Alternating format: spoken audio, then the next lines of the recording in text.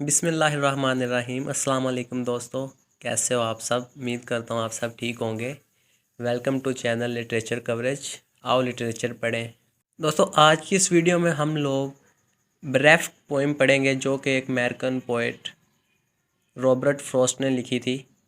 According to resources ये poem 1893 को लिखी थी रॉबर्ट फ्रॉस्ट ने।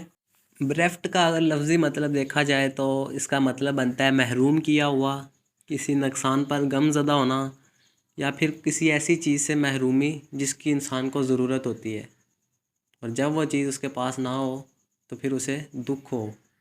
इसको ब्रेफ्ट कहते हैं। जिस तरह का टाइटल है दुखी सा, पोएम भी फिर वैसी ही होगी ना। इस पोएम के दो ही मेन थीम है, सॉलिट्यूड, लोनलीनेस, जो कि पूरी पोएम में नज़र आती है, और इस पोएम के एंड पर हमें होप भी नज़र आती है। इसका जो डोमिनेंट थीम है वो सॉलिट्यूड और लोनलीनेस ही है। इस पोएम के दो स्टैंजाज हैं। जो फर्स्ट स्टैंजा है उसकी 10 लाइंस हैं और जो सेकंड स्टैंजा है उसकी 6 लाइंस हैं। इसकी राइमिंग स्कीम कुछ यूँ है, नज़र आ रही होगी आपको स्क्रीन पे। थोड़ी सी अनयूजुअल सी है।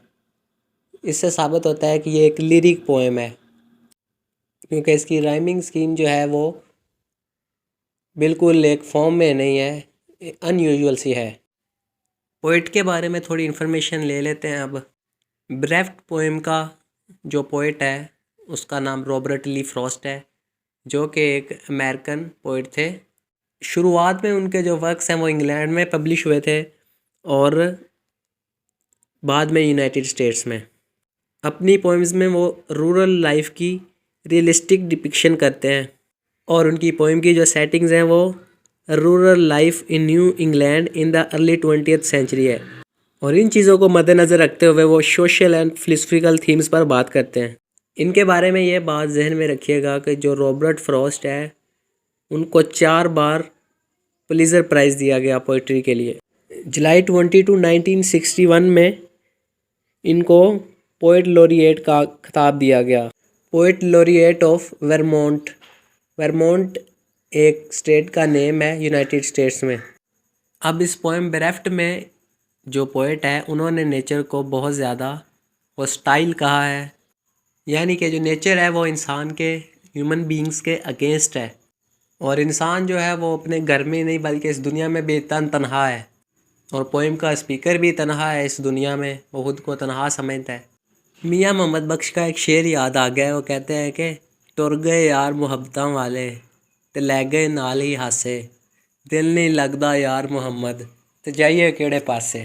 यानी कि जब जवानी होती है तो इंसान के पास सब कुछ होता है, ताकत होती है, जोश होता है, उसके पास बहुत सारे लोग होते हैं, उसके बहुत सारे दोस्त होते हैं। लेकिन जैसे वो बुढ़ापे में चला जाता है तो दोस्त भी छूट जाते हैं, ना वो दोस्त रहते हैं, ना वो जोश रहता है, ना वो ताकत रहती है। फिर इंसान तन्हा ही रह जाता है। तन्हा रह के वो इधर उधर देखता है, उसका दिल नहीं लगता। लेकिन फिर आखिरकार इधर उधर देखने के बाद उसे एक चीज़ नज़र आती है कि खुदा तो है ना उसका, कोई और ना सही लेकिन खुदा है उसके साथ। उस तन्हा इंसान के साथ खुदा है हर हाल में। ये चीज़ उसको बड़ा हौसला देती है।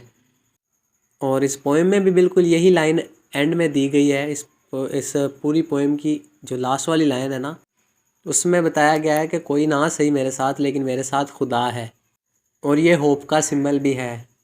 तन्हाई में, गम में, ग्रीफ में एक होप का सिंबल। जवानी के दिन, वो जोश, वो बहारें, वो सारे मज़े पोइट के या फिर इस पोएम का जो स्पीकर है उसके ख़त्म हो गए हैं। अब एक सर्द सा मौसम छा गया है हर तरफ। अब तन्हाई है बस। चले इस पोएम की लाइन बाय लाइन एक्सप्लेनेशन देख लेते हैं, सारी समझ आ जाएगी आपको। दोस्तों, इस पोएम में बहुत ज़्यादा फिगरेटिव लैंग्वेज का यूज़ किया गया है। पोएट कहता है, where had I heard this wind before, change like this to a deeper roar. मैंने इस हवा को इस बहुत ज़बरदस्त और बहुत गहरी गर्ज में बदलने से पहले कहाँ सुना था। जो पोएम का स्पीकर है वो क्वेश्चन कर रहा है कि मैंने कहाँ सुना था। मुझे याद पड़ रहा है कि कहीं तो मैंने सुना था इस हवा को, जो कि अब एक गर्ज में बदल चुकी है, एक बहुत तेज़ आवाज़ बहुत तेज़ हवा बन चुकी है अब। जैसे दहाड़ने की आवाज़ नहीं होती वैसी आवाज़ ही अब स्पीकर को इस विंड से आ रही है। अब वक़्त बदल गया है, ये मतलब है। तो उसे ये विंड भी बदली बदली लग रही है, लेकिन ये विंड उसने पहले भी कहीं सुनी थी जब वक़्त अच्छा था। अब वो अकेला है, तो अब उसे ये हवा भी ऐसे महसूस हो रही है जैसे कोई दहाड़ने की आवाज़, कोई deeper roar. What would it take my standing there for, holding open a restive door?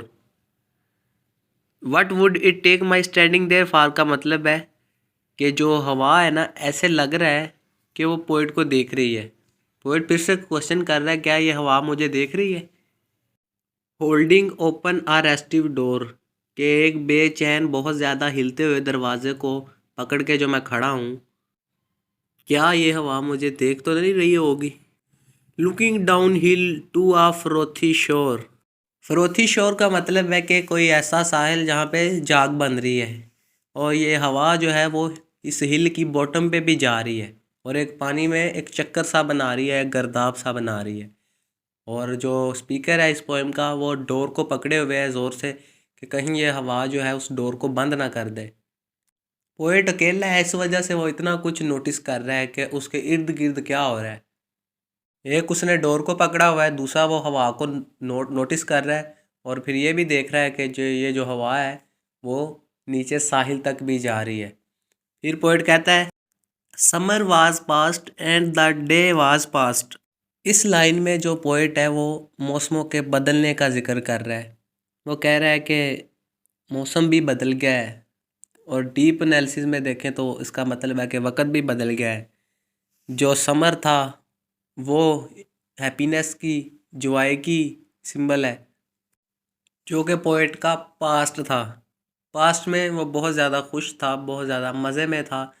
जो समर था, जो समर सीज़न था, उसमें उसने बहुत ज़्यादा इंजॉय किया, लेकिन अब वो वक़्त गुज़र गया, वो दिन भी गुज़र गए, वो मौसम भी गुज़र गया। अब पोएट अकेला है, और अब समान पर बादल छाए हुए हैं और बहुत तेज़ हवा चल रही है। Sombre clouds in the west were massed. और मगरब की सिमत बहुत ज़्यादा काले बादल छाए हुए हैं। सोम्बर का मतलब है तारीक, सोम्बर क्लाउड्स तारीक बादल, और मास्ट का मतलब है कि एक ढेर की सूरत में, अंबार की सूरत में जमा हो जाना, यानी कि कोल्ड वेदर है। पोइट का जो जवानी का टाइम था, जो खुशियों का टाइम था, वो गुज़र गया है, जो समर टाइम था। और अब जो है वो ख़ज़ां छाई हुई है, बहारें गुज़र गई और अब ख़ज़ां है, यानी कि जो जवानी है वो भी गुज़र गई। पोइट जो है वो अब ओल्ड एज में है। अब poet out on the porch sagging floor, leaves got up in a coil and hissed. Porch का मतलब है कि घर का जो मेन गेट होता है ना, उसके आगे जो सेहन होता है, उस जगह को पोर्च कहते हैं। और सैगिंग फ्लोर का मतलब है ऐसा कोई फर्श जो कि खमदार हो, कहीं से ऊंचा कहीं से नीचा। अब पोर्च के सैगिंग फ्लोर पर जो लीव्स हैं, पत्ते हैं दरख्तों के, वो एक क्वाइल की सूरत में जमा हो गए हैं और एक आवाज़ पैदा कर रहे हैं, जिसे स्पीकर हिस्ड कह रहा है। पोएट जो है वो हिस्ड कह रहा है। हिस्ड का मतलब है कुछ ऐसी आवाज़, जैसे कोई सांप नहीं होता, बिल्कुल ऐसे। यहाँ पे पोएट ने मेटाफर का यूज़ किया है। वो लीव्स को एक स्नेक से कंपेयर कर रहा है कि जो पत्ते हैं वो बिल्कुल इस शेप में आ गए हैं, जैसे सांप नहीं क्वाइल की सूरत में आ जाता और फनकारता है, लीव्स भी ऐसे ही फनकार रहे हैं उसके जो घर के सहन में। Blindly struck at my knee and missed. अब blindly struck at my knee and missed का मतलब है कि वो पत्ते हवा से उठे और पोएट के घुटनों से आके टकराए, यानी पोएट जो है वो सांप से बच गया है। उसे ये पत्ते सांप की तरह ही लग रहे हैं, और वो जब आके टकराते हैं इसके घुटनों से, तो इसके घुटने से नहीं टकरा पाते, मिस्ड हो जाते हैं। इससे ज़ाहिर होता है कि पोएट जो है वो कितना अलोन है, और वो नेचर को भी अपने अगेंस्ट ही समझ रहा है। वो कह रहा है कि नेचर भी इसके अगेंस्ट ही जा रही है। हवा वो पत्तों को एक सांप की शक्ल में उठा रही है, इसके घुटनों से टकराते टकराते बच गए। यहाँ पे फर्स्ट स्टैंजा ख़त्म हो गया है। अब सेकंड स्टैंजा शुरू करते हैं। हमने पढ़ा कि पोएट जो है वो विंड को ऑब्जर्व करता है, इसके अलावा वो जो डार्क क्लाउड्स है उनको ऑब्जर्व करता है, फ्रोथी शोर को देखता है, वो अपने फ्यूचर और अपने पास्ट के बारे में सोचता है। पास्ट जो था उसका वो बहुत अच्छा था, लेकिन अब प्रेजेंट में वो बहुत ज़्यादा अलोन है और उसका फ्यूचर भी उसे ऐसे लग रहा है जैसे अलोन ही गुजरेगा। ये चीज़ें डार्कनेस की सिंबल है कि तारीकी छाई हुई है अब पोइट की लाइफ में। Something sinister in the tone told me my secret must be known. किसी चीज़ ने सख्त लहजे में आके अब स्पीकर को बताया है कि हमें तुम्हारा सीक्रेट मालूम है, या हमें तुम्हारा सीक्रेट, तुम्हारा राज मालूम होना चाहिए। कौन सा राज? Word I was in the house alone somehow must have gotten abroad.